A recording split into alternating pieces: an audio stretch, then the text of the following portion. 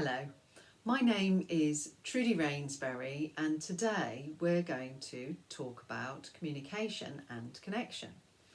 Last time I asked you to think about watching for why, writing it down and talking it through in order for us to better understand our children's strengths and needs, what they're able to do, what they find easy and what they find much more challenging to do, so that we're able to have that proactive approach and discussion about what resources or strategies we might think would be beneficial and support them.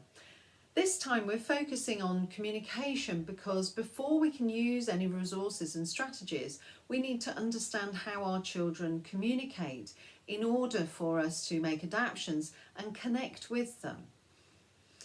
Many of us have preferred ways of communicating. For me, it's face-to-face communication. I prefer to read body language so that I'm able to understand what they're trying to communicate in more than a verbal way. But for other people, it might be in written text, and it's far less stressful to have a text message or an email because it allows for that processing time and that predictability. And that's certainly the case for my autistic adult children. Other autistic adults have reflected on how they communicate and how they feel, and can sometimes feel that they're a foreigner in their own land. And Claire Sainsbury writes about feeling like being a Martian in the playground as a child. Anne Memott, who's an autistic advisor and parent, says that she feels that words were not necessarily her natural language, and certainly that was the case with my less verbal child when they were younger. And we have to think about that different communication style, and that different is not necessarily less important. We just have to make sure that we look to see and understand it. And when I would go on holiday with my children to countries where the children that they were playing and interacting with would speak languages that weren't English, they appeared to be much more relaxed and able to communicate on a physical level without having the stress and anxiety of that fast-paced verbal communication. And Naoki Higashida wrote The Reason That I Jump when he was just 13 years of age, and it's a fantastic insight into his sensory experiences and the way in which he could actually understand verbal language even though he wasn't able to communicate verbally. And it's interesting to understand that there are autistic individuals who are able to understand what is being said and what is going on around them, however they're not able to communicate verbally.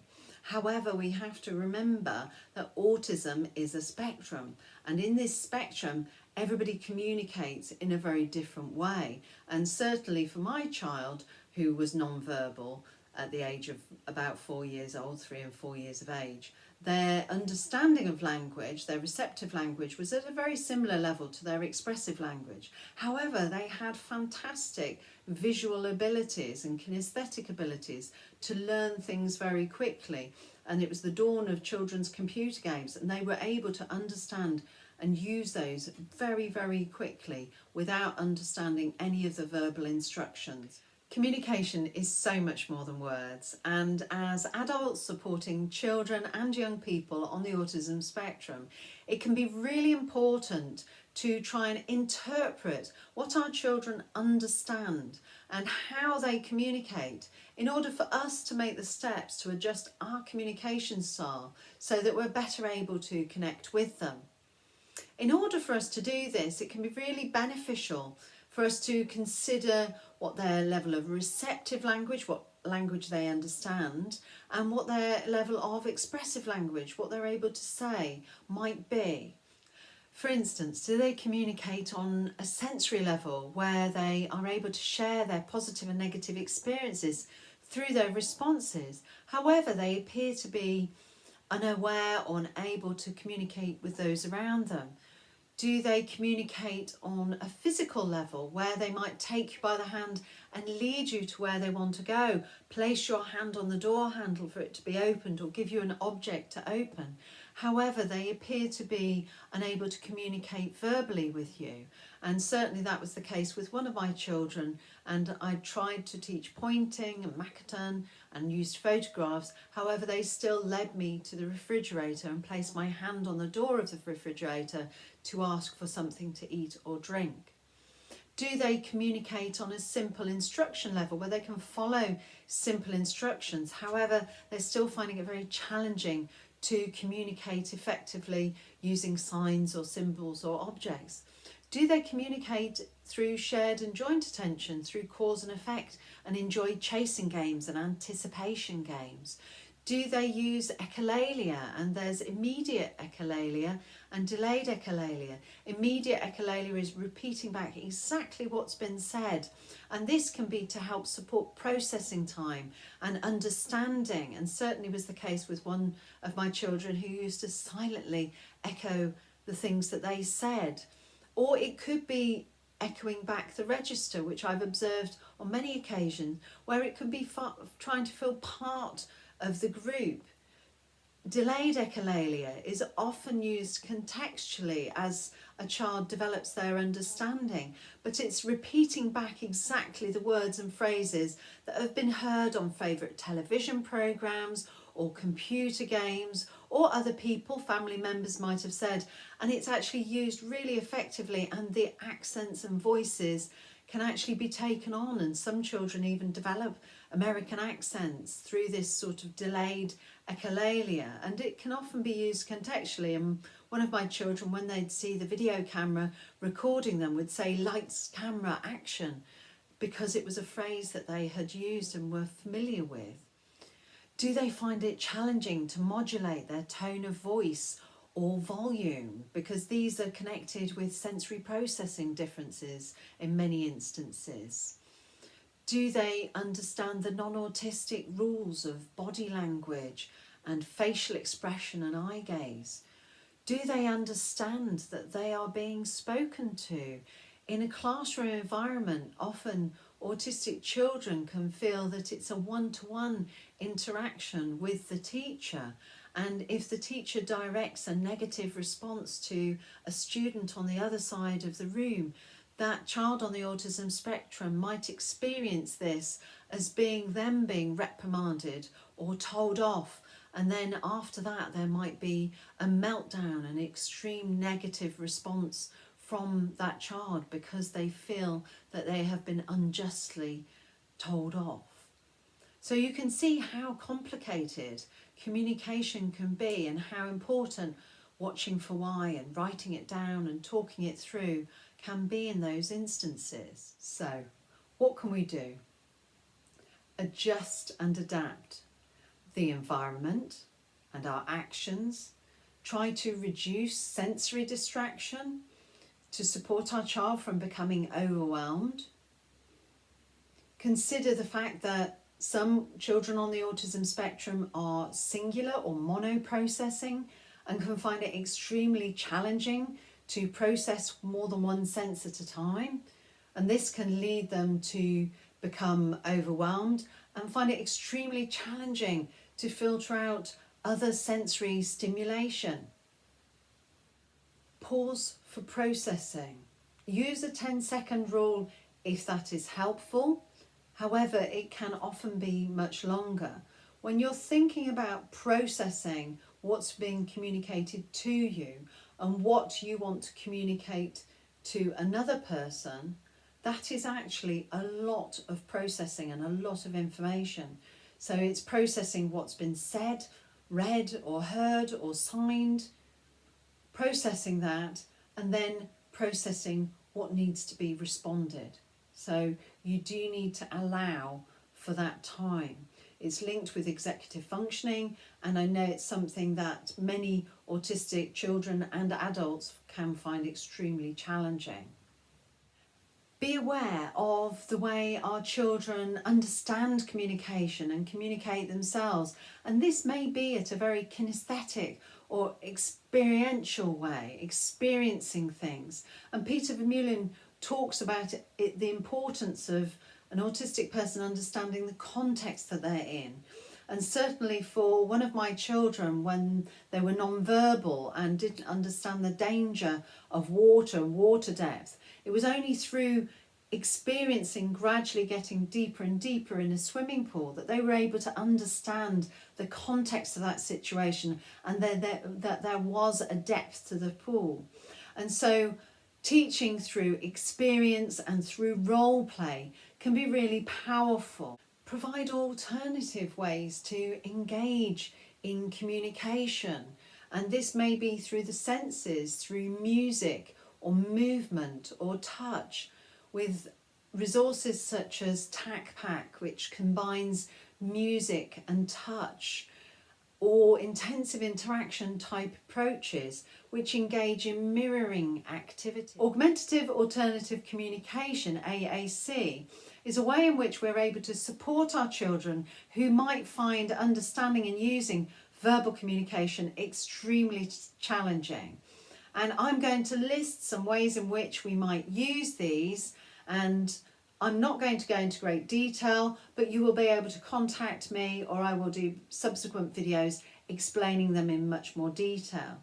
The first one of these is objects of reference. And when I talk about objects of reference, this can be using an actual object that a child might use for a particular thing, such as the fork that they may use for lunch, or a similar fork to the one that they use for lunch, and they are physically able to give you the object in exchange for knowing it's time to go for lunch. And it might be you giving it to them initially to teach them, but then they will be able to go and get it and understand that that means the word lunch. And you'll notice that I also use photographs here, which is another way of communicating, another alternative way of communicating.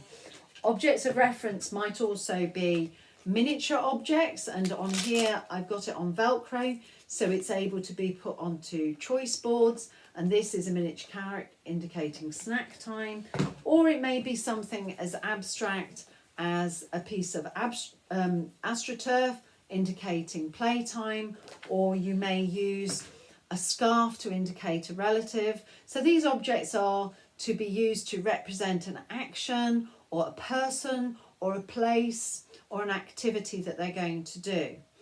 There's also another alternative way I started with was signing. And signing with children on the autism spectrum can be really powerful. And although they may not want to use the communication, may not sign through that communication, one of my children didn't. They would join in some actions if it was in a song that they liked, but they didn't use it themselves to communicate. However, it was a powerful tool for me to indicate to her that I was happy, or maybe sad, or it may have been time to stop, or I might have wanted to say for them to sit down, or it's finished. And those tools and those signs can be extremely beneficial in any Key Stage 1 or early years classroom, regardless of the setting, to support and back up that verbal communication through an exaggerated gesture. There may also be photographs, as I've indicated before, or using in print. And here I've written what we were going to do today, and I've put a photograph on here as well, so you can use photographs. But you can also use symbols, and symbols can be very beneficial, and you might want to use choice boards. Here's a choice board where a child might have a choice of 4 things. Often when you're starting, you might want to just start with 2 choice boards. So those are using a combination of the sign, or and there's a sign, or using photographs that you can also put in there, and using imprint program, or I use Widget Online to create those, can be very effective. There are things such as talking mats that can also be a very beneficial way of a child to indicate and communicate without it necessarily being on an iPad, although there are iPad versions of talking mats too. iPad speech generating devices can be really beneficial for those children who are struggling to communicate verbally. However, their understanding is developing and they're able to engage with technologies such as iPads or laptops. And Naoki, who wrote The Reason I Jump, obviously was able to communicate using a laptop with support. So it's interesting to think about those speech generating devices such as Prolo-Quote-Go or Toby Divanax. Now these are very expensive, and it's very well worth pursuing whether or not you're able to access this through the speech and language therapists that come into your school, or maybe you are seeing externally to the school. Even when the child we're supporting is able to understand language, we still need to be very careful in the way that we communicate, and we may need to simplify language, and we certainly need to be unambiguous in what we're trying to say and communicate, and be mindful of literal interpretation of what we're trying to say. Michael Barton explained about idioms and metaphors and everyday expressions that he would hear and he would find extremely confusing, and this is his way of understanding, and they're very humorous as well for using with children. And thinking about sensory processing and reading of text, be mindful that the children we're supporting, they may require it to be in a dyslexia type friendly font or in a sensory friendly font where it's using a different colour. This is Open Dyslexic, which is a free and accessible font that you're able to consider. Be mindful of eye contact. Many individuals on the autism spectrum talk about discomfort and distress and even pain from being expected to communicate using eye contact, and so be really mindful of that. Consider that when dysregulated or distressed, a child on the autism spectrum may lose any way of communicating, whether it's verbal or other, and so we need to really reduce our communication down, and less is most certainly more in those situations. And finally, we are able to think about being predictable in what we're communicating and repeat the things that we're communicating in different contexts so our children are able to understand and generalise. Connecting. When I'm supporting children on the autism spectrum, whether they be verbal or non-verbal communicators, I always try to build a shared understanding and a shared interest with them, so I'm able to connect with them and communicate with them more effectively. So to connect with our children, you might want to try to be interested, be engaging, and be creative. Be interested in their interests. Try to build and develop a shared understanding and a shared space with them that you can communicate and connect with. This might be for non-verbal children, mirroring their actions or engaging in sensory play activities such as water. Or you might want to engage in parallel play, playing alongside them in a non-threatening way, or engaging in physical games that you know that they enjoy, such as trampolining. With other children who may be verbal, using their special interests and listening about their special interests or playing their games or incorporating it into learning activities can be really beneficial. Be engaging and build attention. Now, I know when overwhelmed or dysregulated, we need to use a calm, quiet voice and reduce our facial expressions. However, when children on the autism spectrum are calm and regulated, we can be engaging to build a connection with them. And this may be through something like Gina Davis has this attention autism strategies. So they explain different exciting objects that you might want to use to build their attention. Or it might be simple as an anticipatory game. I used to turn the light on and off in a room and flash a torch around with a ready, steady, go as a prompt to build anticipation and excitement. With older children or in the classroom, you might want to get dressed up in the science coat if you've got a science lesson, or come in dressed as a character in role play to be engaging and build that intention, or go on a Pokemon hunt with your child. Be creative. Children on the autism spectrum are often extraordinarily creative, and you might connect with them through their music, art, dance, drama. Those sorts of activities are very good ways in which you can connect with them. However, there are also children who can find direct instructions and demands extremely challenging for them, and it really raises their anxiety. And being creative and using things like puppets can be very powerful for those children too, where it's offering an indirect instruction to connect with them and communicate with them. So I hope you found today's session beneficial and you have some ideas around the way that you might communicate and connect with the child that you support. Next week's session is going to be about thinking of context of situations and explaining that to a child on the autism spectrum, and this is going to be talking about social stories and social scripts and explaining how you might use those. So I look forward to seeing you then. Goodbye.